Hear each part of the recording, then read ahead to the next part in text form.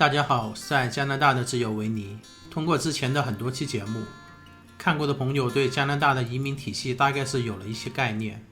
基本上是联邦有一套，各省还有一套，最后都是通往拿到永久身份，实现移民。这里联邦的技术移民渠道就是大家耳熟能详的11快速通道项目。当然联邦还有很多其他的项目没有介绍过，以后有机会再说。今天的重点不是这里，而省里就是各种眼花缭乱的省提名项目。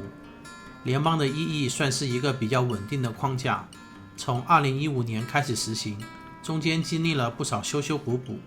各种赋分都有增加有改动。但是到了今年2023年，11出现了几个很大的变动，非常值得一说。首先就是法语的优先邀请，这算是对普通申请人影响最大的一项改革。我们知道之前的11就是和高考一般，每次邀请或者说捞人就是划定一个分数线，高于或者等于这个分数线的申请人就可以获得录取，这个很好理解。疫情期间还出现了分项目邀请，就是11的入口有3个项目，4种结果，技术类 FSW、CEC 经验类和技工类 FST， 而有些人还获得了某些省提名加分，固定为600分，这种就是可以保证被邀请。疫情期间出现过长期不邀请 FSW 技术类项目的申请人，因为技术类申请人大多数是在海外，而只邀请 CEC 项目的申请人。当然疫情后居然还反过来出现了不邀请 CEC 只邀请 FSW 的事，但是这些都没有2023年的新政策法语优先来的震撼。所谓法语优先，就是仅邀请有符合要求法语成绩的申请人。这里的法语要求就是法语成绩听说读写4项都达到至少7段，类似雅思4个6分，然后也划定一个分数线。但是由于能达到这个法语要求的申请人不多，所以分数线可谓是极低。目前这种法语优先邀请了3次，分别是7月7日、7月12日和8月2日。第一次邀请了2300人，分数线只有439分，而仅时隔5天，7月12号这次更是邀请了3800人，分数线更是骤降至375分。最近这一次则只有800人，分数线是435分。如果对这些分数线没有什么概念的话，只要知道现在普通的捞人就是大家一起打分排名进行的捞人，分数线已经高达480多，甚至有一次直接达到了517分，可谓是非常可怕。而有法语的话，375分这种分数基本上就是送了。首先这个分数很低，其次之前并没有介绍过11打分里的细则。其实有法语7段水平的话，搭配5分雅思就能有多达50分的加分，而就算是懒得考英语，仅凭法语7段也能有25分的加分。所以说375分一点也不难。虽然移民局早就吹过风，提过会优先法语，但是之前都不太知道具体规则玩法。等到移民局这几次捞人过后，大家才惊呼会法语原来有这么大的优势。可以说之前准备了法语成绩的人算是美美的吃到了一波政策红利，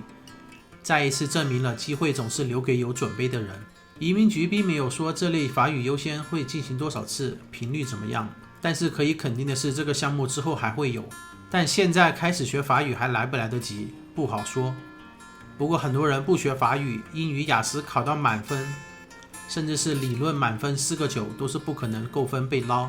这也是事实。学法语至少是多了一条路，其实不止一条路，不仅是联邦有法语优先政策，其实很多省里也有。比如我之前提过的阿省省提名里，就有法语为第一语言的人优先的条款。不仅仅是阿省，我们还没提到的移民最多的省份安省，其实也一直都有法语项目。而且联邦的法语政策是不是照抄的安省都不好说，因为就是按照安省的模式来的。安省的法语项目稍微要求高一点点，也就是法语7段搭配英语6段，大概是雅思 5.5 分水平，然后能入池11获得一个11分数。在联邦7月12日的375分出来之后，安省在7月25日也进行了一次法语项目捞人，这次分数更低，直接是321分，而且是不限任何职业。要知道以前法语项目也有过低分，比如6月5日这一次，分数线也低至312分，但是这次只邀请了特定的职业，不再列的话还是得不到邀请。当然，别忘了加拿大还有一个法语省魁北克，移民魁北克必须需要法语，只是魁北克的具体政策并没有联邦和安省的这个好，就不展开细说了。有兴趣的可以去查看官网。历史原因，加拿大是一个双语国家，而引进法语类移民算是加拿大的政治正确吧，也是国策。了解到这些信息，狠不狠的下心去学法语移民加拿大，就看个人抉择了。当然之后政策是不是会改变，玩法出现不同，或者大家都去学法语，把分数线又卷得很高，就无人知晓了。而学法语大多数人都是零基础的，这是中国的现状。那么法语到底难不难学？特别是这个 B2 要求难不难达到呢？这是一个好问题。我恰巧学过一段时间法语，当然学失败了，就顺便聊聊我的学法语经历吧，给大家做一个参考。一晃好多年过去了，当年最开始的计划是去魁北克读书移民，法语肯定是要学的，当然读书还是用英语来读，读不了法语项目。去之前在国内报了一个2周的法语班，突击学，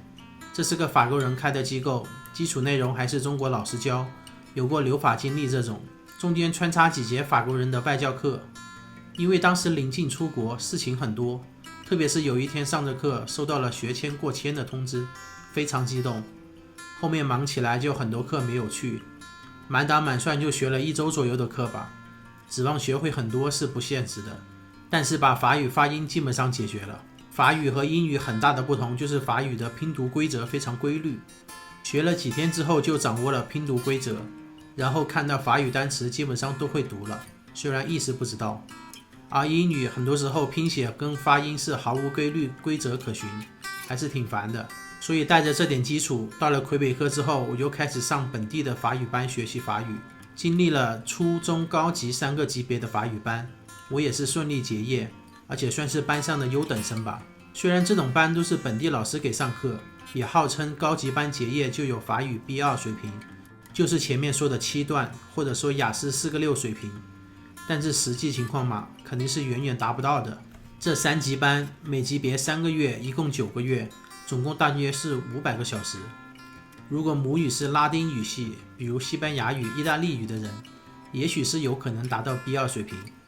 但是我们这种母语和拉丁语系差距太大的人，仅仅靠这500个小时想达到 B2 可以说是很难，或者几乎不可能。读完高级班后，我自己评估自己的法语水平最多也就是 A2 水平，或者说雅思4分。而且法语最难的是听力和口语，其中听力实在是可以用恐怖来形容。我英语还算是正常水平，听英语母语的人说话，如果不是说话的人刻意的话，从来没有感觉过语速过快这个问题。而法语不一样，无论是听力教材题目里，或者是现实中的人说法语，我都感觉语速极快，和打机关枪一样。最强烈的感受就是还没反应过来，人家就说完一句话了。这和法语的很多特性有关，包括连读连诵、用词精简、变位丰富等等。学法语唯一让我觉得容易的大概就是阅读理解了，这是因为很多词其实和英语很像，剩下几项听力、口语、写作都是需要花极大的精力来适应和克服。当然我也有自身的情况，最后学法语失败，或者说没有坚持，是我并不需要死拼法语才能够移民，后来也就没有再捡起来投入时间精力去学。但是就我学的这几百个小时，加上我看到周围朋友学法语的成果，能学好的也有，但是他们基本上都是华山一条路，不学法语就白来读书，移民不了。更多的人还是学不好，最后只能放弃，要么回国，要么另寻他路。有人说法语从零学起，达到 B2 水平的话，全职投入时间学1年是挺正常的。我觉得这对普通人来说是很具有参考意义。学英语不如学法语的事先聊到这。2023年的另外一个动向是分职业定向捞人，这个和法语优先的规则类似，也是划分了特定的职业分开捞人。这里划分了不少职业分类，有医护类职业 Healthcare Occupations， 科学技术类 STEM， 这2类都是已经开始邀请了。其中医护类邀请了2次，邀请人数不太多，只有500和1500人，分数线也不是很低，476分和463分。STEM 只邀请过1次，500人，分数线还是高达486分，并且就在今天8月3日，移民局首次邀请了11技工类职业1500人，分数线只有388分。其实EE里面3个项目本来就有技工类项目 Federal Skilled Trades，FST， 但那个项目要求还是很严苛的，所以从来不是热门项目。而这次的技工类优先职业邀请要求低很多，但是限定的职业只有10个职业符合，要求是近3年内有6个月相关经验就行。这10个职业基本上都是建筑类相关的职业，而这种职业实打实真做过的中国人恐怕一都入池不了。毕竟技术移民 FSW 那个67分也不是说达到就能达到的，而且入池也要有至少1年经验，还需连续的。雅思要求至少4个6，至于说现在改行去做这个来不来得及，又到了和法语一样的难题，回答不了。这是已经邀请的4类优先群体，法语、医疗、STEM 和技工类，剩下还有2类官网划分的，但是还未捞过的，分别是交通类 Transport， 还有农业和农业食品类 Agriculture and Agri-Food。 这里的交通类职业列表也是只有10个职业，都非常专业，包括航空轨道交通领域，唯一一个贴近大众的就是卡车司机。而农业和农业食品类只有3个职业，其中有个常见的是零售业和批发业的屠夫 Butcher。 这里的 NOC 职业代码里还分得很细，平常在超市买鱼买肉的时候，给处理鱼或者切肉的只能叫切肉工 Meat Cutter， 和这个 Butcher 不是一个职业代码。这剩下的2类肯定也会邀请，预计分数线也不会太高，有感觉自己能符合条件的可以赶紧进入EE等着。EE实行这种按优先类别邀请的新政策的同时，其实也在进行全项目全职业的邀请，现在实行了1个月多一些，大体可以看出有一些规律，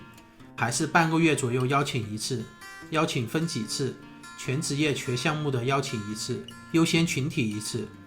这里最值得注意的就是全职业全项目的邀请，因为每次邀请人数锐减，分数线已经高到很离谱的程度。